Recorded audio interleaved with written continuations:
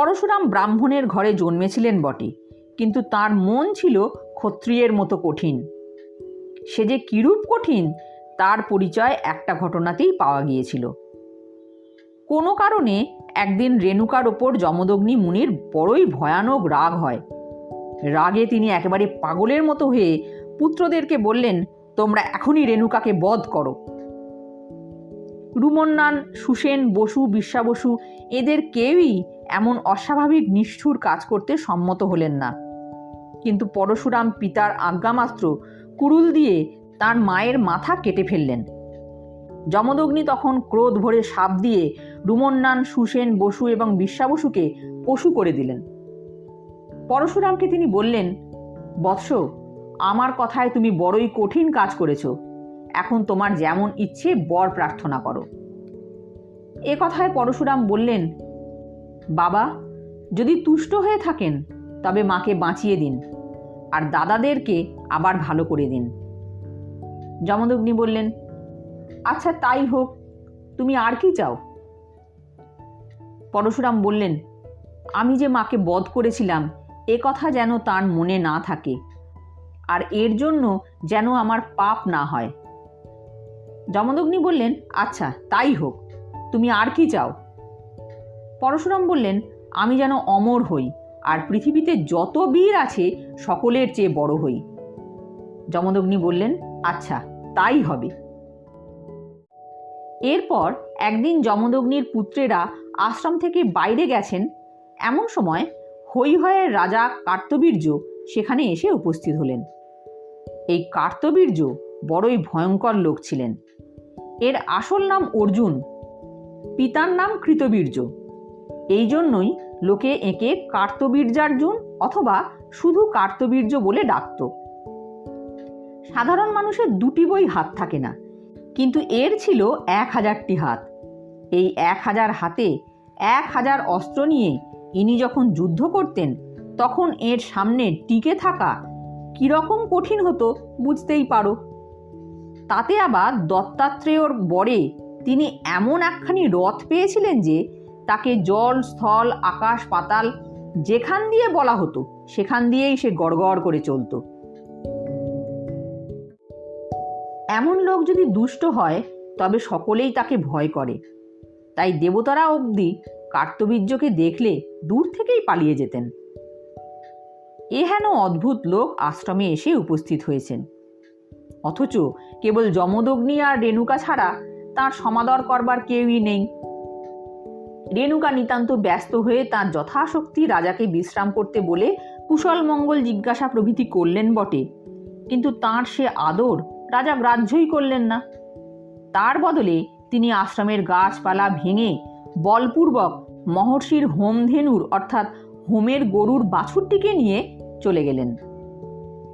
পরশুরাম আশ্রমে ফিরে মহর্ষির মুখে একথা শোনা মাত্র রাগে তাঁর 2 চোখ লাল হয়ে উঠল। তিনি আর এক মুহূর্ত বিলম্ব না করে ধনুর্বাণ এবং তাঁর সেই সাংঘাতিক কুঠার হাতে কার্তবীর্যের সন্ধানে ছুটে চললেন। দুজনে দেখা হলে তাদের যে যুদ্ধ হয়েছিল সে বড়ই ভয়ঙ্কর ব্যাপার, কিন্তু কার্তবীর্য তার 1000 হাত এবং 1000 অস্ত্র নিয়েও পরশুরামকে কিছুতেই আঁটতে পারলেন না।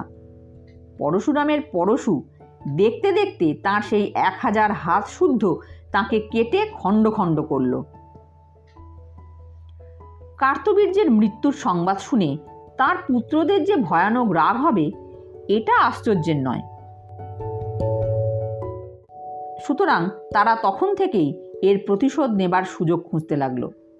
শেষে একদিন পরশুরাম আর তাঁর 4 ভাই আশ্রম থেকে বের হয়ে গেলে দুষ্টেরা খালি আশ্রম পেয়ে বাঘের মতো এসে যমদগ্নিকে আক্রমণ করল। যমদগ্নি প্রহারের যন্ত্রণায় অস্থির হয়ে কাতরভাবে হা রাম, হা রাম বলে কতই চিৎকার করলেন। দুরাত্মাগণের তবুও দয়া হলো না। এইভাবে সেই দুষ্টেরা যমদগ্নিকে হত্যা করে সেখান থেকে চলে যাবার কিছুক্ষণ পরেই পরশুরাম আশ্রমে ফিরে এলেন। আশ্রমের আঙিনায় প্রবেশ মাত্রই তিনি দেখলেন সেখানে রক্তের স্রোত বইছে, আর তার মধ্যে তার পিতার দেহ শত অস্ত্রের ঘায়ে ক্ষতবিক্ষত হয়ে পড়ে রয়েছে। তখন যে তার প্রাণে কি দারুণ কষ্ট হলো আর কীরকম কাতরভাবে তার পিতার গুণের কথা বলে তিনি কাঁদতে লাগলেন তার বর্ণনা আমি কি করব। কাঁদতে কাঁদতে ক্রমে তিনি রাগে আগুন হয়ে উঠলেন। এমন রাগ বুঝিবা এ পৃথিবীতে আর কারো হয়নি। যমদগ্নির দেহ পোড়ানোই অবশ্য এ সময় পরশুরামের প্রথম কর্তব্য হল। সে কাজ শেষ হলে তিনি ধনুর্বাণ এবং ভীষণ কুঠার হাতে সাক্ষাৎ মৃত্যুর মতো কার্তবীর্যের পুত্রদের প্রাণবধ করতে বের হলেন। অল্পকালের ভেতরেই ঘোরতর যুদ্ধে তাদের সকলে পরশুরামের কুঠারের ঘায়ে খণ্ড খণ্ড হল, কিন্তু তথাপি পরশুরামের রাগ কমল না। এরপর তিনি কার্তবীর্যের বংশের সকল লোক এবং তাদের আশ্রিত সকলকে বধ করলেন, তথাপি তার রাগ থামল না। শেষে ক্ষত্রিয় মাত্রেই তার রাগের পাত্র হয়ে দাঁড়ালো। যতদিন পৃথিবীতে ক্ষত্রিয় রাজা খুঁজে পেয়েছিলেন ততদিন আর পরশুরাম বিশ্রাম করেননি। ক্রমে ক্ষত্রিয়ের রক্তে পৃথিবীময় কাদা হয়ে গেল। ক্ষত্রিয়দের শিশুরা পর্যন্ত পরশুরামের হাতে প্রাণ ত্যাগ করল। তারপর আর ক্ষত্রিয় খুঁজে পাওয়া গেল না। তখন পরশুরামের মনে দয়া হওয়াতে তিনি দুঃখের সঙ্গে বনে চলে গেলেন। বনে গিয়েও পরশুরাম অনেক সময় সেখানকার মুনিদের কাছে অহংকার করে বলতেন, আমি পৃথিবী ক্ষত্রিয় শূন্য করেছি। কিন্তু মুনিরা কেউই তাঁর এই নিষ্ঠুর কাজে সন্তুষ্ট ছিলেন না। এইভাবে 1000 বছর চলে গেল। এর মধ্যে ক্ষত্রিয়দের যে দু একটি শিশু ভগবানের কৃপায় রক্ষা পেয়েছিল, ক্রমে তাদের ছেলেপিলে হয়ে আবার এ পৃথিবী ক্ষত্রিয়ে পরিপূর্ণ হয়ে গিয়েছে।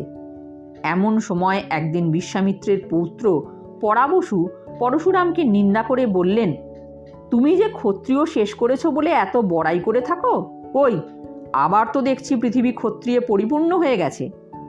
এ কথায় পরশুরামের সেই নিভানো রাগের আগুন আবার ধুধু করে জ্বলে উঠল। সুতরাং আর তিনি বনের ভেতর চুপ করে বসে থাকতে পারলেন না। তখন আবার ভীষণ কাণ্ড উপস্থিত হলো। আবার ক্ষত্রিয়ের রক্তে পৃথিবী ভেসে গেল। যতক্ষণ একটি মাত্র ক্ষত্রিয় খুঁজে পাওয়া গিয়েছিল ততক্ষণ আর পরশুরাম বিশ্রাম করেননি। যখন আর ক্ষত্রিয় পাওয়া গেল না তখন আর কি করেন, তখন কাজেই তাকে থামতে হলো। কিন্তু তার কতদিনের জন্য? যখন আবার ক্ষত্রিয়ের সংখ্যা বৃদ্ধি পেল তখন পরশুরামের রাগও হঠাৎ আবার বেড়ে গেল। এমনি করে ক্রমাগত 21 বার তিনি পৃথিবীকে ক্ষত্রিয় শূন্য করেছিলেন। শেষে ক্ষত্রিয়ের রক্তে সমন্তপঞ্চক নামক তীর্থে 5টি হ্রদ হয়ে গেল। সেই রক্তে পূর্বপুরুষদের তর্পণ করে তার মনে হলো যেন এতক্ষণে রাগটা একটু কমেছে।